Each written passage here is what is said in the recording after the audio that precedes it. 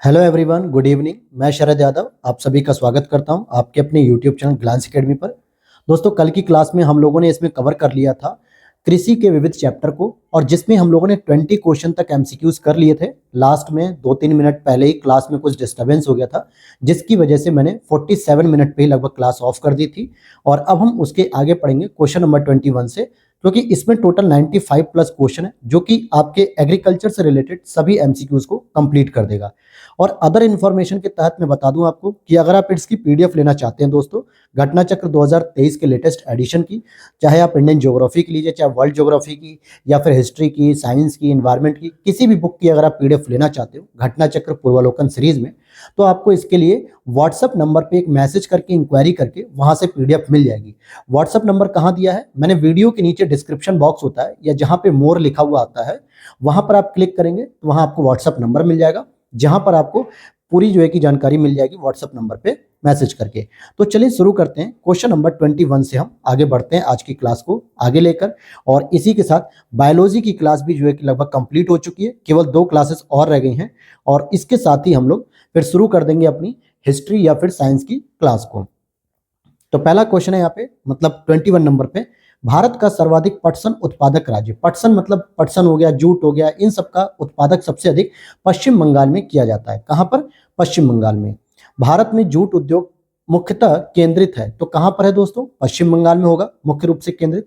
तो अगर हम ऑप्शन में देखें तो डी दे रहा है पश्चिम बंगाल में, क्योंकि जूट कांप एवं दोमट मिट्टी में पैदा होता है, और पश्चिम बंगाल भारत का सर्व प्रमुख जूट उत्पादक राज्य है। गंगा के निचले मैदानों की यह विशेषता है कि यहाँ पर वर्ष भर जलवायु उच्च तापमान के साथ आर्द्रता बनी रहती है, यानी कि टेम्परेचर भी हाई होता है और ह्यूमिडिटी भी यहाँ पे हाई होती है। और इस क्षेत्र के लिए निम्नलिखित फसलों के युग में से कौन सा सही उपयुक्त होगा? तो आप देखोगे धान और जूट, क्योंकि टेम्परेचर अधिक होने के साथ आर्द्रता जब अधिक रहती है, तो आर्द्रता अधिक होने के साथ साथ हम कह सकते हैं कि वर्षा की मात्रा बढ़ती है, और वर्षा की मात्रा सबसे इंपॉर्टेंट होती है खरीफ की फसल के लिए। तो यहाँ आपको गेहूं देखने को मिल रहा है, यहाँ भी गेहूं, और यहाँ केवल कपास है, जबकि धान के साथ जूट का सही ऑप्शन बैठ रहा है, इसलिए सी ऑप्शन यहाँ पर सही हो जाएगा। भारत में जूट का सर्वाधिक क्षेत्रफल है कहाँ पे? तो पश्चिम बंगाल क्षेत्र में जो है कि सबसे अधिक जूट का क्षेत्रफल देखने को मिलता है। पूरे भारत में अगर आप देखोगे 2021 के अनुसार कि 78% लगभग क्षेत्रफल पे पश्चिम बंगाल में इसकी खेती की जाती है। निम्नलिखित में से कौन से समूह रेशे वाली फलों से संबंधित है? रेशे वाली, तो पहले आप एक एक करके एलिमिनेट कर सकते हो। जैसे गेहूं यहाँ पे खाद्यान्न फसल हो गई, मसूर आपकी दलहनी फसल हो गई, चना आपकी रबी की फसल हो गई, जबकि कपास एक रेशा है, जूट भी रेशा है, और सनई भी रेशा है। तो सी ऑप्शन यहाँ पर सही हो जाएगा। वर्ष भर बोई जाने वाली फसल कौन सी होती है? तो मक्का। मक्के को आप वर्ष के किसी भी समय बोएंगे, वो आपको भरपूर पैदावार देगा। मक्के की खेती की जा सकती है, तो आप आंसर देंगे यहाँ पे वर्ष भर, किसी भी समय आप मक्के की खेती कर सकते हैं। अगला प्रश्न है, मक्का का मंड के उत्पादन के लिए प्रयोग किया जा सकता है। मंड का मतलब हो गया कार्बोहाइड्रेट या फिर स्टार्च आप कह सकते हो। मक्का से निष्कर्षित तेल जैव डीजल यानी कि बायोडीजल के लिए फीड स्टॉक हो सकता है, यह भी सही है। मक्के के प्रयोग से अल्कोहली पेय पदार्थ, क्योंकि आप देखोगे जो आपका अल्कोहलिक पदार्थ बनता है वो सामान्यतः मक्के से बनता है, या फिर दूसरा आप कह सकते हो कि महुए से भी बनती है, जो है कि शराब वगैरह या अल्कोहलिक पेय पदार्थ, तो ये सभी बनते हैं। तो तीसरा ऑप्शन सही हो जाएगा डी, मतलब 1, 2, 3 तीनों ही सही है।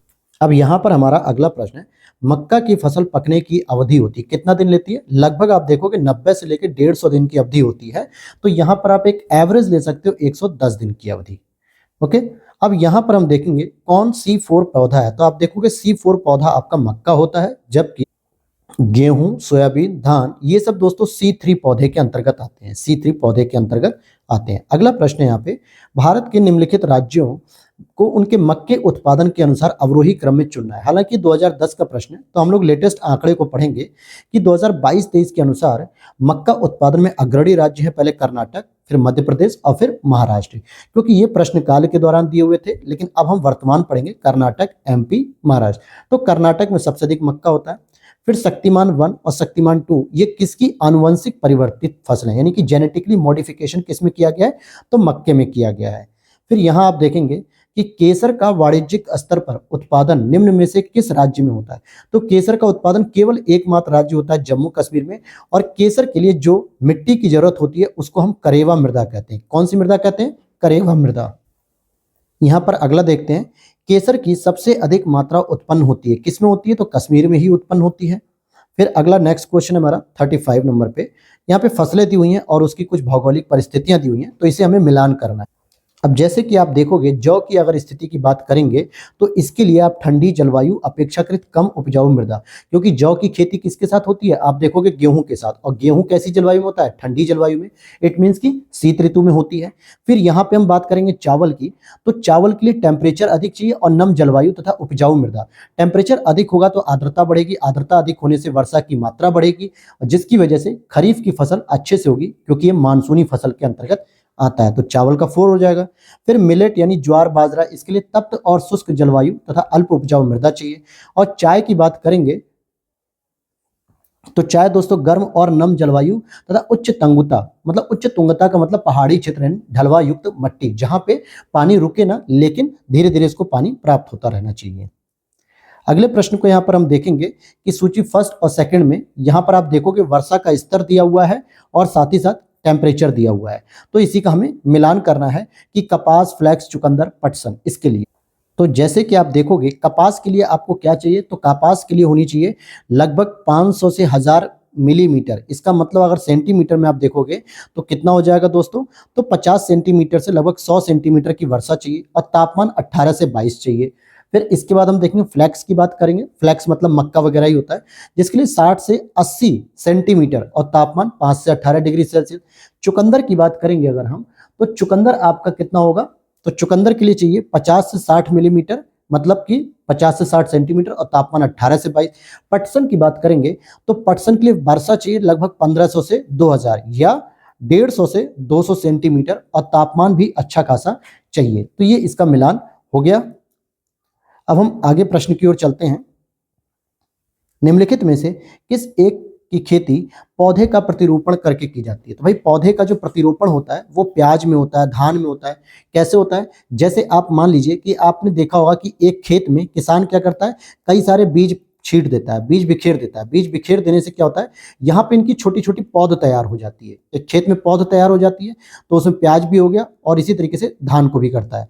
और इसमें फिर क्या होते हैं, एक इतने बड़े बड़े पौधे निकल जाते हैं, इतने बड़े बड़े पौधे हो जाते हैं, और फिर इन पौधों को, एक एक पौधे को उखाड़ के अपने जिस प्रमुख खेत में उसे बोना होता है, तो एक लाइन में बोता है, यहाँ यहाँ यहाँ, एक निश्चित दूरी पर इसका प्रतिरोपण करता है। तो इसी तरीके से प्याज होती है, धान होता है, इन सभी को प्रतिरोपण के तौर पे किया जाता है। यानी प्याज की खेती के लिए पहले बीज डालकर पौध तैयार की जाती है, बाद में इन्हीं पौधों को उखाड़कर दूसरी जगह प्रतिरोपित किया जाता है। अगला प्रश्न है, निम्नलिखित में से कौन सा फसल चक्र पूर्वी उत्तर प्रदेश के लिए सर्वाधिक उपयुक्त समझा जाता है? तो धान को बोइए, मक्का बोइए, फिर तोरी मतलब गेहूं बोइए, यही पूर्वी उत्तर प्रदेश के लिए प्रमुख है। भागीरथी घाटी में राजमा और आलू की खेती प्रारंभ करने का श्रेय किसको दिया जाता है? तो ये विल्सन को दिया जाता है। किसको? विल्सन को। भागीरथी घाटी का मतलब हो गया जो आपका पहाड़ी क्षेत्र है, उत्तराखंड का क्षेत्र, उसे ही कहा जाता है। फिर यहाँ पे इसके मुख्यालय के तौर पे हमसे पूछा जा रहा है कि आपको सूची 1 और सूची 2 का मुख्यालय मिलान करना है। अब यहाँ आप देखोगे कॉफी बोर्ड से रिलेटेड मैंने जब कल क्लास में पढ़ाया था तो उसमें बताया था कि उसका हेडक्वार्टर बंगलुरु में है। वहीं मैंने आपको जब चाय पढ़ाया था तो चाय बोर्ड के लिए मैंने बताया था कि आसा कोलकाता में है। और रबर बोर्ड की बात करेंगे तो रबर बोर्ड आपका कोट्टायम केरल में हो जाएगा। और तंबाकू बोर्ड की बात करेंगे तो ये आपका गुंटूर में हो जाएगा। और गुंटूर कहाँ है? आंध्र प्रदेश में है। तो यहाँ पर हम देखेंगे कि सब्जी उत्पादन में भारत का कौन सा स्थान है। तो यहाँ पर तो प्रश्न के अनुसार आप देखोगे कि दूसरे स्थान पे दिया हुआ है, लेकिन अगर हम बात करें 2018 के अनुसार तो भी चीन के बाद भारत का दूसरा स्थान है। और 2016 में कुल सब्जी उत्पादन में भारत का वैश्विक स्थान कितना था? 11.2%। और यहीं पे अगर मैं पूछूं भारतीय सब्जी अनुसंधान संस्थान कहाँ पे है दोस्तों? भारत का सब्जी अनुसंधान संस्थान तो वो हो जाएगा आपका वाराणसी में। कहाँ पर हो जाएगा? वाराणसी में। निम्नलिखित में से विश्व में सब्जियों का सर्वाधिक उत्पादन करने वाला देश कौन सा है? तो चाइना है। आम की बीज रहित प्रजाति, एक ऐसी प्रजाति जिसमें आम में बीज है ही नहीं, तो उसका नाम होता है सिंधु। ये बीज रहित प्रजाति होती है, अर्थात एकमात्र ये बीज रहित प्रजाति पूरे विश्व की। निम्नलिखित में से कौन सी आम की किस्म दशहरी एवं नीलम के क्रॉस से डेवलप की गई है, तो उसका नाम होता है आम्रपाली। आम्रपाली जो आम की प्रजाति है उसको दशहरी और नीलम के क्रॉस से तैयार किया गया। लेकिन अगर मैं बात करूं कि अल्फांसो आम और नीलम आम का क्रॉस किया जाएगा तो आपको मिलेगा रत्ना प्रजाति का आम। किस प्रजाति का आम मिलेगा? रत्ना प्रजाति का। क्वेश्चन नंबर 45 को देखते हैं। ललित जिसकी उन्नत किस्म है वह किसकी ललित उन्नत किस्म है? अमरूद की है। आम की निम्न प्रजातियों में से कौन नियमित फसल वाली प्रजाति है? तो ये आप देखोगे कि लंगड़ा, चौसा, दशहरी कोई भी नियमित रूप से फसल नहीं देती है यहाँ पर। कंचन एक उन्नत किस्म है, तो कंचन आंवले की उन्नत किस्म है। अब देखिए ये जो इस तरीके के प्रश्न ना, ये हर साल एक या दो ही क्वेश्चन मिलते हैं, डिपेंड करता है कौन सा आ जाएगा ये पता नहीं है।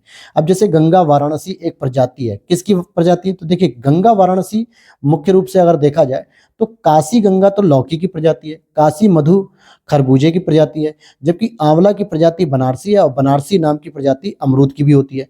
तो इस तरीके से दिए गए फसलों में से गंगा वाराणसी नाम किसी भी प्रजाति का उल्लेख नहीं होता है। अब यहाँ सुमेलित करना है। यहाँ पे आप देखोगे आरओ में एक प्रश्न ऐसा पूछा गया है कि फसल है और प्रजाति है, तो धान की प्रजाति गोविंद है, अरहर की प्रजाति पारस है, मटर की प्रजाति प्रकाश है। लेकिन अगर हम बात करें कि शुष्क सम्राट, ये जो है कि गेहूं की प्रजाति नहीं है दोस्तों, बल्कि ये धान की प्रजाति है। शुष्क सम्राट किसकी प्रजाति है? ये धान की प्रजाति है। यहाँ पर क्वेश्चन नंबर हम 50 को देखेंगे।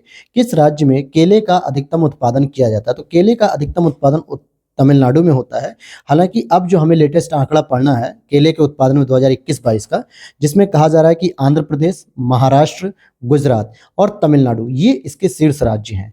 फिर गुजरात निम्न फसलों में से किस एक के मुख्य उत्पादकों में से एक है? अगर हम बात करें तो गुजरात मुख्य रूप से बाजरा के उत्पादन में भी आगे है, 2008 के प्रश्न में था।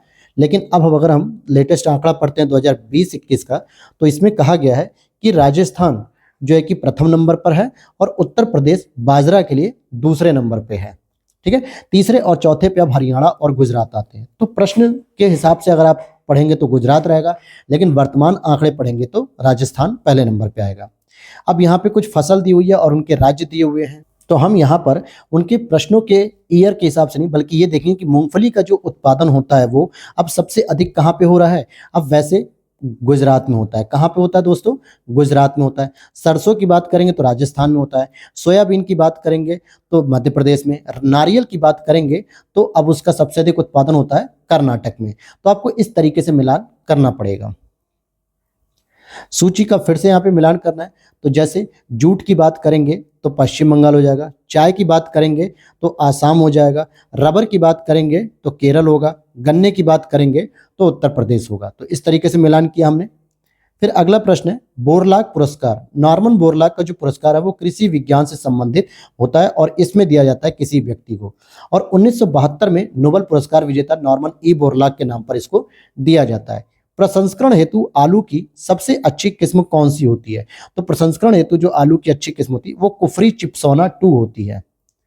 राष्ट्रीय खाद्य सुरक्षा मिशन का एक लक्ष्य, जिसमें एक लक्ष्य जो है धारणीय रीति से देश के चुनिंदा जिलों में खेतीगत जमीन में बढ़ोतरी और उत्पादकता में वृद्धि लाकर कुछ फसलों की उत्पादकता में वृद्धि लाना है। तो जैसे चावल हो गया, गेहूं हो गया, दलहन हो गया, तो बी ऑप्शन हो जाएगा सही यहाँ पर। अगले प्रश्न को देखते हैं। यहाँ पर हम पूछा जा रहा है निम्नलिखित में से कौन सी फसलें अधिकांशतः निर्वाह मूलक कृषि के अंतर्गत पैदा की जाती है? निर्वाह मूलक का मतलब होता है अपनी जीवन चलाना, यानी कि भोजन के रूप में मुख्य रूप से उसे स्टोर किया जाए, जैसे मोटे अनाज और चावल। क्योंकि तंबाकू हो गया, कहवा हो गया, सब्जियां, फल, ये सब आपकी जो है कि नकदी फसल के अंतर्गत आ जाती है। अदरक का तना जो मिट्टी में उगता है उस खाद्य का संस्करण करता हुआ कहलाता है। जो आप अदरक खाते हो जो कि मिट्टी में उगता है, तो जो हम अदरक खाते हैं वो कौन सा हिस्सा कहलाता है? प्रकंद कहलाता है। निम्नलिखित में से कौन अनाज के दानों का उत्पाद है? कौन अनाज के दानों का उत्पाद है? तो ओटमील। ओटमील जो होता है दोस्तों ये दानों का उत्पाद होता है। उत्तराखंड में उगाया जाने वाला अनाज मंडुआ, जिसको हम लोग कोदा भी कहते हैं, हालांकि ये मोटे अनाज के अंतर्गत आता है। तो इसका निर्यात अधिकांशतः किस देश को किया जा रहा है? तो जापान को किया जाता है और उत्तराखंड में होती है इसकी खेती। निम्नलिखित फसलों पर विचार करेंगे, जैसे मूंगफली, तिल, बाजरा, और आगे देखते हैं उपर्युक्त में से कौन प्रमुखतः वर्षा आधारित फसल है? तो ये तीनों ही वर्षा आधारित फसलें हैं दोस्तों, तीनों ही, क्योंकि मूंगफली की बात करेंगे, तिल, बाजरा की कृषि शुष्क कृषि क्षेत्रों में की जाती है और इन फसलों की सिंचाई लगभग पूर्णतः वर्षा पर निर्भर होती है। भारत की निम्नलिखित फसलों पर विचार करेंगे, लोबिया, मूंग, अरहर।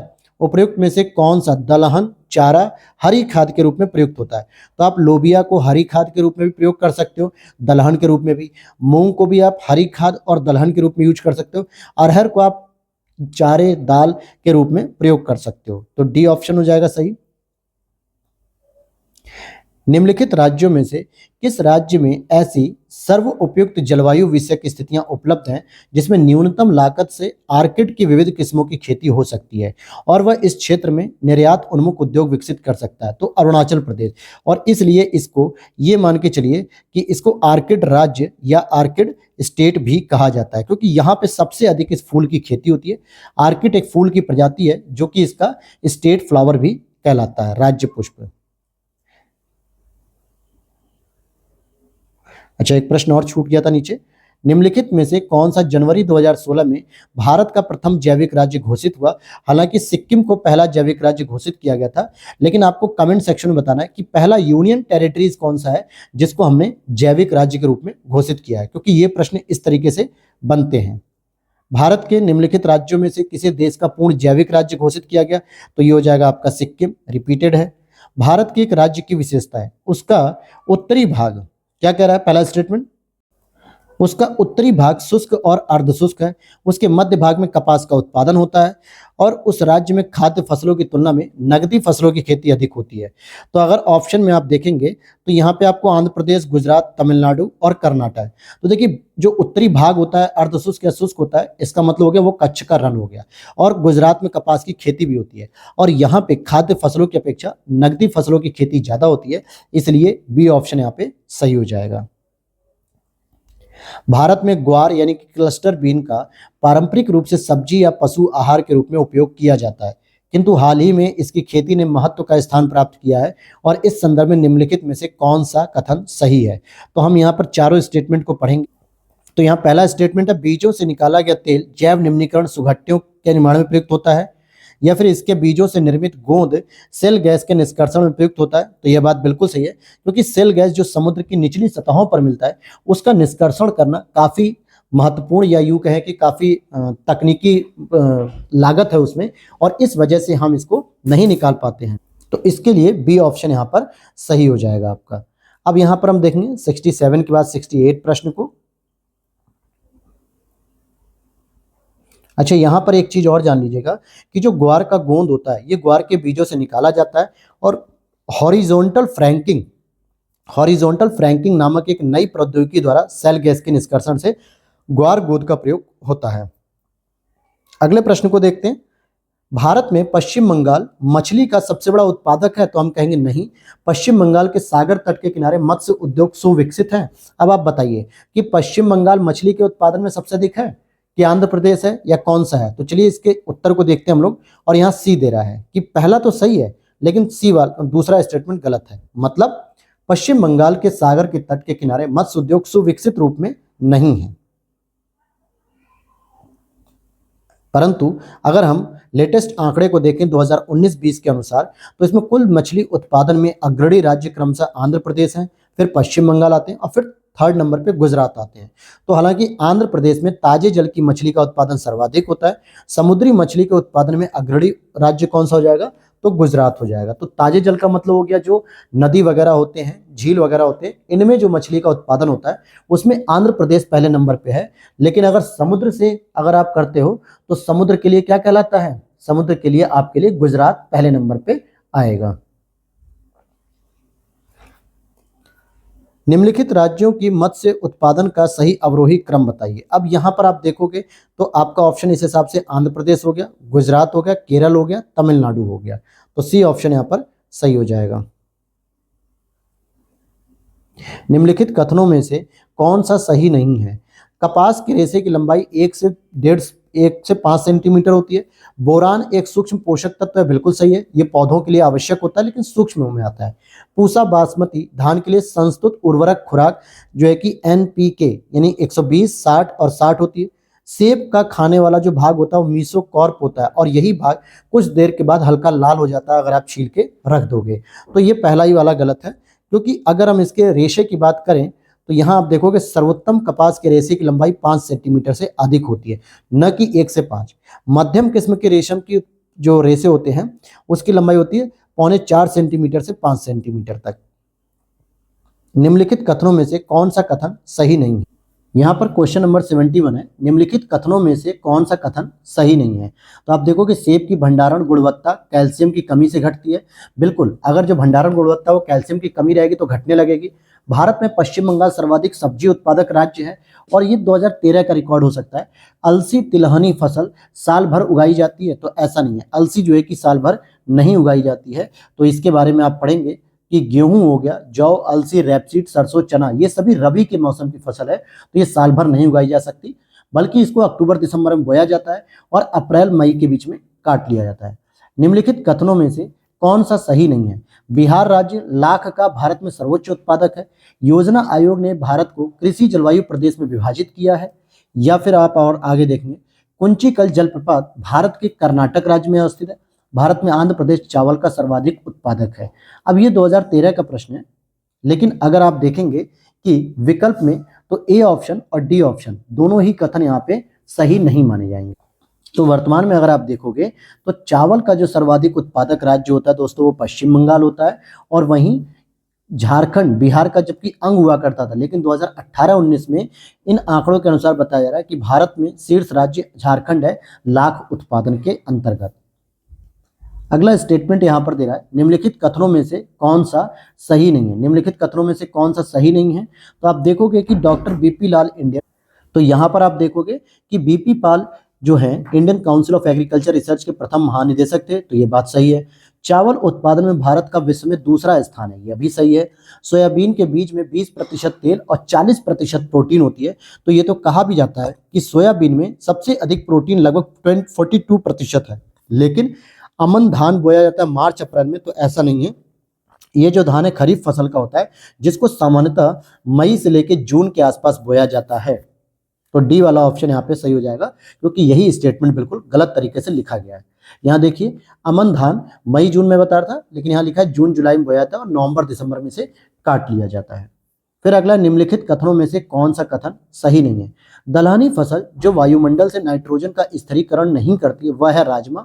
अब देखिए, एकदम से हम नकार नहीं सकते, क्योंकि कहीं ना कहीं कुछ ना कुछ पॉइंट में तो राजमा भी नाइट्रोजन करता है स्थिरीकरण। PBW 343 और DBW 17 गेहूं की प्रजातियां हैं। धान की खैरा बीमारी को जिंक सल्फेट के छिड़काव द्वारा नियंत्रित किया जा सकता है, क्योंकि जस्ता जो कि जिंक कहलाता है, जस्ता की कमी से ही तो धान में खैरा रोग होता है, तो ये भी सही है, ये भी सही होगा। UPAS 120 चने की एक प्रजाति है, तो आप यहाँ देखोगे स्टार बन गया, क्योंकि पहले वाले में भी ये डाउट है कि राजमा के हिसाब से नहीं होना चाहिए था, है ना। तो ये चारों स्टेटमेंट भी यहाँ पे सही होते हैं। अभी पूरा डिटेल दिया हुआ है, तो इसको पढ़ने की आवश्यकता नहीं है। निम्नलिखित कथनों में से कौन सा सही नहीं है? कौशल धान की प्रजाति है, तो हमने कहा कि नहीं। कौशल किसकी प्रजाति है दोस्तों? ये मूंगफली की प्रजाति है। किसकी? मूंगफली की। भारत में प्रथम कृषि विश्वविद्यालय की स्थापना 1960 में। केरल राज्य नारियल का सर्वोच्च उत्पादक है, तो आज की स्थिति में अगर हम देखें तो केरल नहीं बल्कि कर्नाटक करता है इसका सही उत्पादन, तो ए ऑप्शन भी गलत है, सी ऑप्शन भी गलत है। दलहनों का अधिकतम उत्पादन राजस्थान राज्य से होता है, जबकि राजस्थान दलहन में नहीं बल्कि तिलहन में सबसे आगे है। तो इस तरीके से आप देखोगे वर्तमान के हिसाब से कई सारे स्टेटमेंट इसके गलत हैं। अब यहां अगर हम देखें कि क्षेत्र दिए हैं और किसके उत्पादन के लिए जाना जाता है, तो यहाँ पे दिया है किन्नौर, ये सुपारी के लिए होता है, तो गलत। मेवात ये आम के लिए होता है, तो ये भी गलत। कोरोमंडल तो ये सोयाबीन के लिए होता है, यह भी गलत। यानी कि कोई भी सही सुमेलित नहीं है।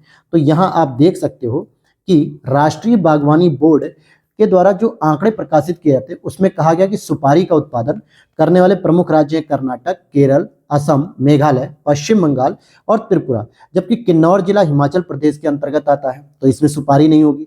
भारत में आम उत्पादन करने वाले प्रमुख राज्य यूपी, आंध्र प्रदेश, कर्नाटक, तेलंगाना, बिहार, महाराष्ट्र, गुजरात, तमिलनाडु, ओडिशा, झारखंड, केरल, पश्चिम बंगाल, जबकि मेवात जिला हरियाणा में आता है, तो यहाँ पे भी कोई आम का उत्पादन नहीं होता। वहीं भारत में जो सोयाबीन का उत्पादन करने वाले प्रमुख राज्य एमपी, महाराष्ट्र, राजस्थान, आंध्र प्रदेश, कर्नाटक। तो फिर कोरोमंडल तट कहां से हो जाएगा? तो ये भी गलत होगा। इसीलिए तीनों के तीनों गलत हैं और विश्व में या विश्व के फल उत्पादन में भारत का योगदान 15% है। कितना? 15%। लेकिन अगर हम 2016 के रिकॉर्ड के अनुसार देखें तो भारत विश्व में चीन के बाद दूसरा सबसे बड़ा फल उत्पादक कंट्री है। वहीं भारत सरकार के कृषि सहयोग एवं किसान कल्याण विभाग की वार्षिक रिपोर्ट 2020-21 के अनुसार भारत विश्व में निम्नलिखित में से किन फलों का सबसे बड़ा उत्पादक है? अंगूर, संतरा, आम, पपीता। तो मुझे जहां तक उम्मीद है कि आम में तो है, और इसके साथ कौन सा ऑप्शन है इसको जरा क्लियर कर लेते हैं। देखिए यहां पर देखिए मेंस 2021 पूछा है, आम तो है ही है और साथ में चौथा पपीता है। तो कह रहा भारत विश्व में फलों का दूसरा सबसे बड़ा उत्पादक है, लेकिन आम हो गया, केला हो गया, पपीता, नींबू इनका सबसे बड़ा उत्पादक है। निम्न में से नकदी फसल कौन सी नहीं है?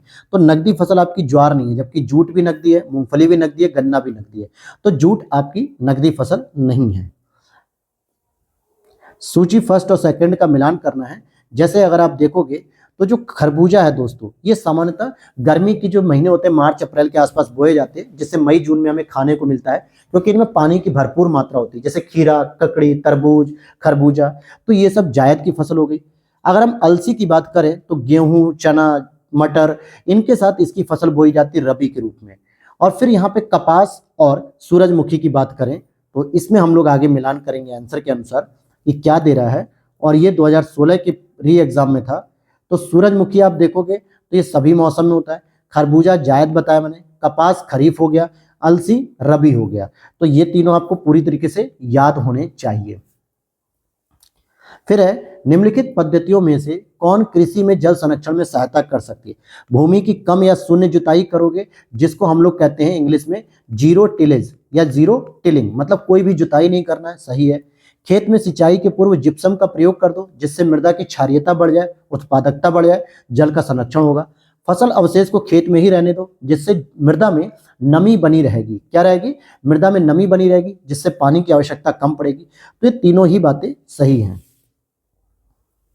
अब यहाँ पे फसल पौधरोपण और सर्वाधिक उत्पादक राज्य, जैसे जूट की बात करेंगे तो जूट हो जाएगा पश्चिम बंगाल, चाय की बात करेंगे तो आसाम हो जाएगा, गन्ने की बात करेंगे उत्तर प्रदेश, रबर की बात करेंगे तो केरल। ये रिपीटेड प्रश्न दोस्तों, अभी हमने कुछ क्वेश्चन पहले हमने पढ़ा था और ये आरओ के एग्जाम 2016 में रिपीट किया गया है। फिर यहाँ पे कौन सी जोड़ी सही सुमेलित नहीं है? आप देखोगे मक्का उत्तर प्रदेश में होता है, जूट पश्चिम बंगाल में, कपास महाराष्ट्र में, लेकिन सोयाबीन आंध्र प्रदेश में नहीं होती है। बल्कि सोयाबीन आपको राजस्थान में देखने को मिल सकती है, एमपी में देखने को मिल सकती है। तो यहाँ पे आपको सोयाबीन एमपी में देखने को मिलेगी। भारत के विभिन्न क्षेत्रों में उत्पादित सुल्ताना, गुलाबी, काली चंपा निम्नलिखित प्रमुख फलों में से किस की किस्में हैं? तो ये जो है मुख्य रूप से अंगूर की किस्में हैं। सुल्ताना हो गया, गुलाबी और काली चंपा। कौन सा सही सुमेलित नहीं है? आरओ री एग्जाम 2016 जो कि 2020 में ये री एग्जाम हुआ था। तो गेहूं की बात करोगे तो फ्लेरिस माइनर, धान बथुआ, मटर प्याजी, बरसीम कासनी। तो बथुए की जो खेती होती है दोस्तों, ये धान के साथ नहीं बल्कि गेहूं के खेतों में ये देखने को मिलता है। ये एक तरीके से खरपतवार ही है, ये एक तरीके से घास है, इसकी कोई खेती नहीं की जाती अलग से। लेकिन फिर भी बथुए की पूड़ी, बथुए के पराठे, बथुए की जो है कि रोटी में मिक्स करके बहुत तरीके की विभिन्न प्रकार की यहाँ पे रोटियां वगैरह बनाई जाती हैं। तो ये आप अगर इस समय मार्केट में जाओगे मंडी में तो आपको इस समय बथुए की खेती देखने को मिलेगी, मतलब बथुए के पत्ते देखने को मिलेंगे जो एक तरीके से खरपतवार होता है। तो यहाँ आपका बी ऑप्शन हो जाएगा। अगले प्रश्न को देखेंगे, निम्नलिखित में से कौन सा सही सुमेलित नहीं है? तो यहाँ फसल है और प्रजाति, तो सरसों की प्रजाति वरुणा है, बिल्कुल सही है। मटर की प्रजाति रचना है, तो यह भी सही है, यह भी सही है। अलसी की प्रजाति नीलम है, यह भी सही है। लेकिन धान की प्रजाति राधे नहीं है। राधे दोस्तों जो है कि चने की प्रजाति है। किसकी? चने की। मक्का, आलू, गन्ना, मूंग ये फसल चक्र उदाहरण है 3 वर्षीय फसल चक्र उदाहरण है। नाभी एमजी क्या है? गेहूं की एक किस्म है और ये राजस्थान पीसीएस में पूछा गया था 2021 में। प्रथम शाकनाशी का विश्व में उत्पादन 2,4-D 2,4-D मतलब उपयुक्त विकल्पों में से 2,4-D प्रथम शाकनाशी का विश्व में उत्पादन किया गया था, सबसे पहले इसी का। निम्नलिखित में से कौन सा सुमेलित नहीं है मेंस 2021 आरओ के एग्जाम में? मक्का क्या है? नर मंजरी निकलना इससे होता है। मूंगफली खूंटी बनाना, और काबुली चना किल्ले निकलना। तंबाकू सीड्स कर्तन। तो सी वाला इसका मिलान सही नहीं है, क्योंकि अगर हम बात करें तो काबुली चने में जो है कि किल्ले निकलते हैं, न कि, और साथ ही साथ धान में भी, गेहूं में भी और गन्ने में भी जो है कि किल्ले निकलने की प्रक्रिया होती है। भारत के मेंथा तेल उत्पादन में उत्तर प्रदेश का योगदान कितना है? तो लगभग 85% है। 2017 के मेंस का प्रश्न है ये। और यहां पर आपको मिलान करना कौन सा सही सुमेलित नहीं है। धान में ये उकठा रोग नहीं देखने को मिलता है, उकठा रोग बल्कि चने में देखने को मिलता है। और धान में कौन सा रोग देखने को मिलता है? खैरा रोग प्रमुख रूप से।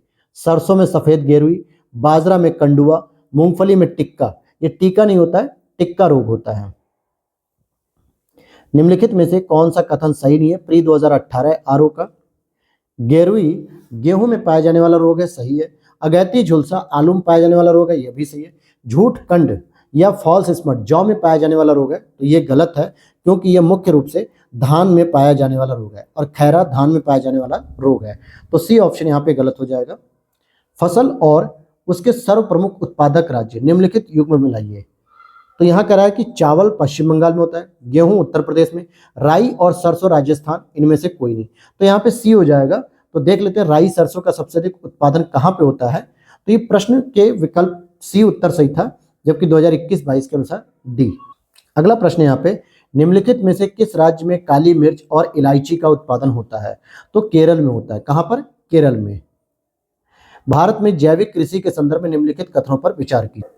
तो पहला यहाँ पे, जैविक उत्पादन के लिए राष्ट्रीय कार्यक्रम NPOP केंद्रीय ग्रामीण विकास मंत्रालय के मार्गदर्शन एवं निर्देशन के अधीन करता है, सही है। NPOP के क्रियान्वयन के लिए कृषि और प्रसंस्कृत खाद्य उत्पाद निर्यात विकास प्राधिकरण सचिवालय के रूप में कार्य करता है, तो ये तो सही है। पहला वाला गलत है, क्योंकि ये केंद्रीय ग्रामीण विकास मंत्रालय के मार्गदर्शन में काम नहीं करता है। जबकि सिक्किम भारत का पहला पूरी तरह से जैविक राज्य बन गया है, तो ये भी सही है। तो इसलिए बी और सी मतलब कि यहाँ पे 2 और 3 स्टेटमेंट सही हैं। अब इसके बाद हमारा टॉपिक इसी में शुरू होता है, जिसका नाम है पशुपालन। तो पशुपालन को भी हम लोग इसी क्लास में कवर करेंगे। जैसे आप देखोगे, दूध, मांस, ऊन, चमड़ा आदि पशु उत्पादों को प्राप्त करने और कृषि कार्य तथा माल परिवहन के लिए पशुओं को पालतू बनाने की क्रिया को ही हम पशुपालन कहते हैं। 20वीं पशुधन संगणना के अनुसार जो लाइव स्टॉक सेंसस होता है, तो 2019 के अनुसार भारत में 193.46 मिलियन गाय बैल यानी कि कैटल है। भारत में गाय बैल की मुख्यतः 2 नस्लें पाई जाती हैं। एक होती दुधारू नस्लें, ठीक है, एक होती दुधारू नस्लें। और इस नस्ल में मुख्य रूप से गायें तो अधिक दूध देती हैं, परंतु बैल कृषि कार्य और भार वहन हेतु अच्छे नहीं होते। इसमें आपको गिर, साहिवाल, सिंधी, देवनी, थारपारकर, एक आगे प्रश्न आपको मिलेगा सिंधी और थारपारकर का, हालांकि हमने इसको पिछले सॉल्व भी कर रखा है 2 क्लासेस पहले। ये आदि प्रमुख नस्लें, और ये किसकी नस्ल है दोस्तों? तो ये गाय की नस्ल है। और आगे देखते हैं कि दूसरा होता है यहाँ पे भारवाही नस्लें। भारवाही नस्ल जिसमें नागौरी, मालवी, हल्लीकर, कंग्याम, किल्लारी, कोमवार, सीरी, ये सभी प्रमुख नस्लें हैं। देश की सबसे अच्छी देसी नस्ल की गायें राजस्थान में ही पाई जाती हैं। राजस्थान में मिलने वाली गायों की नस्ल में थारपारकर, राठी, कांकरेज, साहिवाल, लाल सिंधी, गिर, नागौरी, हरियाणवी, मालवी एवं मेवाती, तो ये सभी प्रमुख जो है कि गाय की नस्ल हैं। साहिवाल गाय की प्रजाति मुख्य रूप से पाकिस्तान के सिंध प्रांत में पाई जाती है और इसके दूध देने की क्षमता काफी अधिक होती है। फिर गंगा तीरी उत्तर प्रदेश में मुख्यतः पाई जाती है, जिसकी दूध देने की क्षमता काफी कम होती है। वहीं हरियाणवी और थारपारकर मुख्यतः द्विकाजी यानी कि भारवाहक भी होती हैं और दूध देने वाली भी गाय होती हैं, जो कि 2 काम को करती हैं। भारत में सर्वाधिक भैंस कहाँ पाई जाती है? तो उत्तर प्रदेश में। और भैंसों की कई नस्लें पाई जाती हैं, जैसे मुर्रा, भदावरी, जफराबादी, सुतरी, महसाना, नागपुरी, नीली, पंडरपुरी, तो ये प्रमुख भैंस की नस्लें हैं। भारत में सर्वाधिक भेड़ तेलंगाना में पाई जाती है। देश की सबसे अच्छी नस्ल की भेड़ होती है कश्मीरी भेड़, कुल्लू भेड़, चंबा, कांगड़ा घाटियों में पाई जाती है। बकरी को गरीबों की गाय कहा जाता है क्योंकि ये बकरी में क्या होता है, राशन पानी ज्यादा लगता नहीं है, सिंपल खाना है, सिंपल भोजन है और एक जगह कहीं भी पड़े रह के सो सकती हैं। बकरी से दूध मिलता है, मांस, चमड़ा, ऊन, ये सभी चीजें प्राप्त की जाती हैं और भारत में मांस का यह मुख्य स्रोत लगभग 35% होता है। भारत में सर्वाधिक दुग्ध देने वाली जमुनापारी नस्ल की बकरी होती है। यह मांस और दुग्ध दोनों ही दृष्टिकोण से अच्छी मानी जाती है, जो कि प्रतिदिन 2.5 से 3 किलोग्राम या 3 लीटर दूध दे देती है। भारत में श्वेत क्रांति की शुरुआत 1970 में ऑपरेशन फ्लड 1 योजना के शुभारंभ में हुई। भारत में श्वेत क्रांति के जनक डॉक्टर वर्गीस कुरियन को माना जाता है। जो श्वेत क्रांति के जनक हैं वो वर्गीस कुरियन को माना जाता है। श्वेत क्रांति का संबंध दुग्ध उत्पादन से है। वर्ष 2021 में दुग्ध उत्पादन में भारत विश्व में प्रथम स्थान पर है। तो 2021 के अनुसार दुग्ध में उत्पादन में जो है कि प्रथम स्थान पे है और वहीं उपभोक्ता में भी भारत पहले स्थान पे है। भारत के बाद आपका यूएसए का नंबर आता है दूसरे पे, पाकिस्तान तीसरे नंबर पे। हालांकि भारत में राज्यों की दृष्टि से आप देखोगे तो उत्तर प्रदेश का प्रथम स्थान हो गया है और इसके बाद राजस्थान का। लेकिन अभी जो लेटेस्ट आंकड़ा आया है दोस्तों, उसके अनुसार दूध उत्पादन अब राजस्थान में पहले नंबर पे हो गया है। राजस्थान पहले नंबर पे हो गया है, जबकि उत्तर प्रदेश सेकंड नंबर पे हो गया है और एमपी उसी तरीके से तीसरे नंबर पे। भारत में 2019-20 में दुग्ध की प्रति व्यक्ति उपलब्धता 406 ग्राम प्रतिदिन हो गई है। दुग्ध उत्पादन में वृद्धि लाने के लिए ऑपरेशन फ्लड को प्रारंभ किया गया था, जिसका प्रथम चरण 1970-80 तक, दूसरा चरण 81 से 85 तक और तीसरा चरण 1985 से 96 तक था। भारतीय डेयरी निगम की स्थापना आनंद या आणंद गुजरात में 1970 में की गई थी, जिसका उद्देश्य ऑपरेशन फ्लड योजना को सफल बनाना था। राष्ट्रीय डेयरी विकास बोर्ड की स्थापना 1965 में की गई थी। नेशनल डेयरी विकास बोर्ड एनडीआरआई एवं भारतीय डेयरी निगम के सूत्रधार डॉक्टर वर्गीस कुरियन साहब थे। हालांकि वर्तमान में राष्ट्रीय डेयरी शोध संस्थान करनाल हरियाणा में स्थित है और 1989 में इसे डीम्ड विश्वविद्यालय का दर्जा प्रदान किया गया था। भारत में सर्वाधिक पशु घनत्व कहाँ पर स्थित है, तो बिहार राज्य का है, जहाँ पर सबसे अधिक पशु देखे मिलते हैं। 2019 में कुल पशुधन के संदर्भ में उत्तर प्रदेश शीर्ष है, राजस्थान और मध्य प्रदेश दूसरे और तीसरे स्थान पे है। जबकि मवेशियों गोवंशियों के संबंध में 3 प्रमुख राज्य हैं, जिसमें पश्चिम बंगाल, उत्तर प्रदेश, मध्य प्रदेश है। तो ये प्रमुख राज्य हो गए।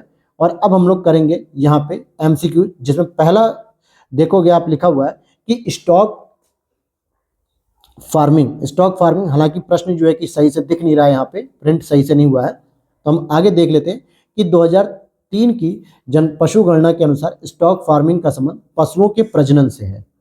अगला प्रश्न है, प्रति 100 हेक्टेयर सकल कृषि क्षेत्र में मवेशियों की संख्या का घनत्व तो सबसे अधिक कहाँ पे, कृषि में, यानी एक निश्चित क्षेत्रफल में सबसे अधिक पशु कहाँ देखने को मिलते हैं, तो बिहार में मिलते हैं।